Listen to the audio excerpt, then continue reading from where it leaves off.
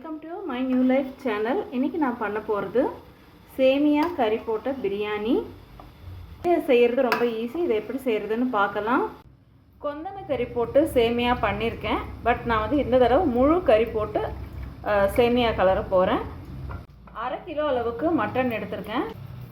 இதுக்கு தேவையான அளவுக்கு உப்பு, அதாவது கறிக்கு மட்டும் தேவையான அளவுக்கு உப்பு, மஞ்சள் தூள், 1 டேபிள் ஸ்பூன் அளவுக்கு நான் மிளகாத்தூள் சேர்த்துக்கிறேன். இன்னுமே ஒரு 1/4 டீஸ்பூன் அளவுக்கு ஆட் பண்ணிக்கிறேன்.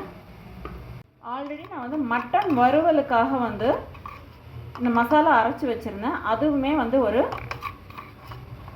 1/2 ஸ்பூன் அளவுக்கு சேர்த்துக்கிறேன். இதோட தண்ணி ஆட் பண்ணிக்கலாம். நான் அப்படியே அக்வாகார்டை திறந்து விட்டுட்டேன்.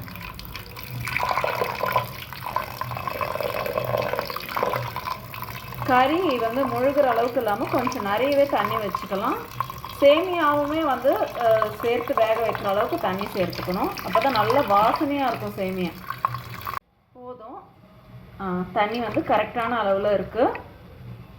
கறியிலுமே வேறு கொஞ்சம் தண்ணி விடும். ஸோ சேமியா வேக வைக்கிறது அளவுக்கு தண்ணி சரியாக இருக்குது. 6 விசில் வச்சு எடுத்துக்கலாம். 400 கிராம் அளவு இருக்கிற சேமியா பேக்கெட் எடுத்திருக்கேன். இதில் நான் 1.5 பேக்கெட் போட போகிறேன். 1/2 கிலோ கறிக்கு 600 கிராம் அளவுக்கு சேமியா சேர்த்துக்க போகிறேன். இஞ்சி பூண்டு பேஸ்ட் தேவையான அளவுக்கு எடுத்துக்க போகிறோம். நான் மொத்தமாக அரைச்சி வச்சுருக்கேன். வெங்காயம் பெரிய சைஸ் வெங்காயம் 3 எடுத்திருக்கேன். தக்காளி மீடியம் சைஸ் தக்காளி 2 எடுத்திருக்கேன். புதினா போட்டால் இன்னும் நல்லாயிருக்கும். புதினா இல்லை, கிடைக்கல, வதங்கினா மாதிரி இருந்தது, அதனால் வாங்கலை. கொத்தமல்லி நல்லா ஒரு கைப்பிடி அளவுக்கு எடுத்திருக்கேன். கருவேப்பிலை நல்லா பெரிய கொத்தா 3 கொத்து எடுத்திருக்கேன். ஸோ இப்போ செய்ய ஆரம்பிக்கலாம். ஆல்ரெடி நான் வறுத்த சேமியாவாகவே வாங்கியிருக்கேன். ஒரே மாதிரி ஈவனாக வறுப்பட்டிருக்கு. ஸோ நீங்கள் வறுக்காத சேமியாவாக இருந்தால் இல்லை எண்ணெயோ நெய்யோ ஊற்றி வறுத்து எடுத்துக்கோங்க. நான் அகலமான கடாயை எடுத்திருக்கேன். கடாயில் இருக்க ஈரம் எல்லாம் நல்லா ட்ரை ஆகட்டும்.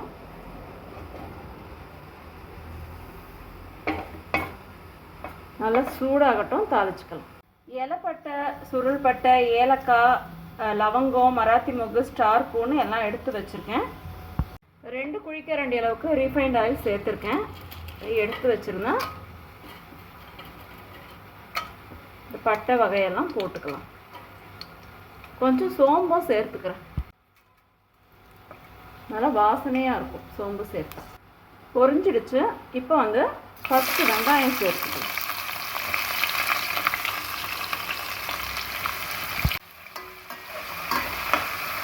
இது நல்லா ப்ரௌன் ஆகட்டும்.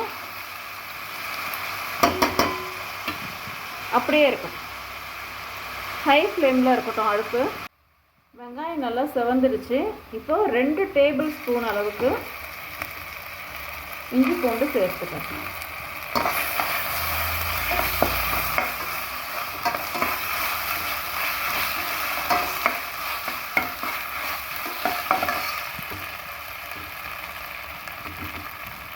ஒரு 1/2 ஸ்பூன் அளவுக்கு எக்ஸ்ட்ராவே சேர்த்துக்கிறேன்.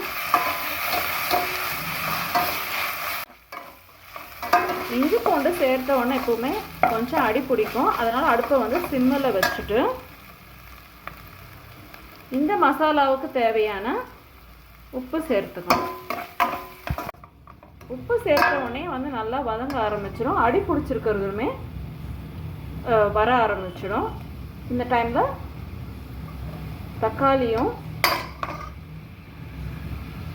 கொத்தமல்லி பாதி அளவுக்கும் சேர்த்துக்கலாம். நான் பச்சை மிளகா சொல்ல மறந்துட்டேன். ஒரு 2 பச்சை மிளகா அளவுக்கு நான் சேர்த்துக்கிறேன். 2 பச்சை மிளகா அளவுக்கு சேர்த்துக்கிறேன். எங்கள் வீட்டில் இப்போ காரம் நாங்கள் கொஞ்சம் கம்மியாக எடுத்துக்கிறோம். கொஞ்சம் உடம்பு சரியில்லை, அதனால் காரம் சேர்த்துக்க முடியாது. இல்லைனா நான் இந்த அளவுக்கு குறைஞ்சது 6 பச்சை மிளகாவாவது சேர்ப்பேன். பட் இப்போ கொஞ்சம் கம்மியாக சேர்த்துருக்கேன். பிரியாணி பண்ணும்போது இந்த வெங்காயம் தக்காளியெலாம் நல்லா மேஷ் ஆகுனா தான் நல்லாயிருக்கும். பட் சேமியான்னும் போது ஓரளவுக்கு வெங்காயம்லாம் கொஞ்சம் அந்த 1-2 இருந்தால் தான் அது சாப்பிடும்போது டேஸ்ட் வரும். ரொம்ப மேஷ் ஆனால் நல்லா இருக்காது. பாதி அளவுக்கு கருவேப்பிலையும் இந்த அளவுக்கு சேர்த்துக்கிறேன். கொஞ்சம் போல் கருவேப்பிலையும் கொத்தமல்லியும் தனியாக எடுத்து வச்சுட்டேன் கடைசியாக போடுறதுக்கு. கறி வந்து நல்லா பஞ்சு மாதிரி வெந்திருக்கு. இப்போ இந்த தண்ணியை வந்து இதோட ஆட் பண்ணிக்கலாம். இப்போ இந்த தண்ணியையும் கறியையும் அப்படியே இதோட சேர்த்துக்கலாம். இப்போ வந்து கறிக்கு வந்து அதுக்கு தேவையான அளவுக்கு உப்பை வந்து ஃபஸ்ட்டே சேர்த்துடணும். வதக்கும் போது இந்த மசாலாவுக்கு தேவையான அளவுக்கு உப்பு சேர்த்துடணும். இப்போ வந்து சேமியாவுக்கு உண்டான உப்பை வந்து இப்போ சேர்க்குறோம்.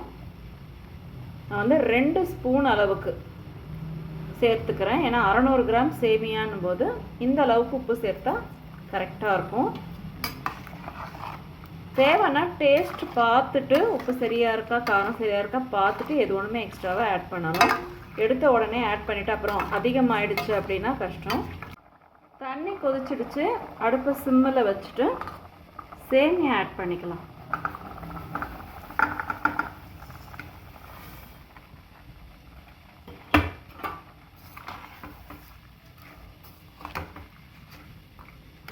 தண்ணி வந்து எவ்வளோ வைக்கணும் நான் அளவு பெருசாக சொல்லலை. சேமியா வந்து முழுகிற அளவுக்கு இருக்கணும். இதுவே கம்மி, இன்னும் கொஞ்சம் தண்ணி சேர்த்துக்கலாம். நான் வந்து தண்ணி ஸ்டார்டிங்கில் எவ்வளோ அளவுன்னு சொல்லலை, ஒரு தோராயமாக தான் சொன்னேன். இப்போ சேமியாவுக்கு இந்த தண்ணி கொஞ்சம் கம்மியாக இருக்குது. 1 டம்ளர் அளவுக்கு தண்ணி சேர்த்துக்கிறேன். இது வந்து தண்ணி வந்து கரெக்டாக வைக்கணும். சேமியானா மட்டும் கொஞ்சம் அதிகமானாலும் குழஞ்சிடும், கம்மியானாலும் வேகாமல் நெத்து நெத்தாக இருக்கும். ஸோ இது வந்து கரெக்டான பதம். இப்போ இது கரெக்டாக ஃபிட்டான தட்டாக பார்த்து போட்டிருக்கேன். இதுக்கு மேலே ஏதாவது ஒரு வெயிட் வச்சுடுறேன். நான் வந்து இந்த கல்லை வச்சிடுறேன். இது வந்து கரெக்டாக ஒரு 6லேருந்து 7 நிமிஷம் வரைக்கும் இருக்கட்டும். ஸோ சேமியா ரெடி ஆகிடுச்சு, நல்லா வெந்திருக்கு. இப்போ கொத்தமல்லி கருவேப்பிலை சேர்த்துக்கலாம்.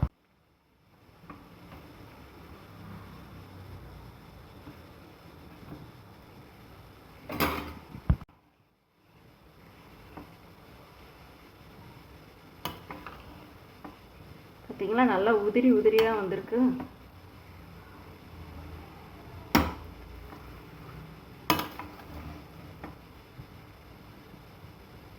ஸோ சேமியா மட்டன் பிரியாணி ரெடி. நெக்ஸ்ட் வீடியோவில் மீட் பண்ணலாம். பாய்.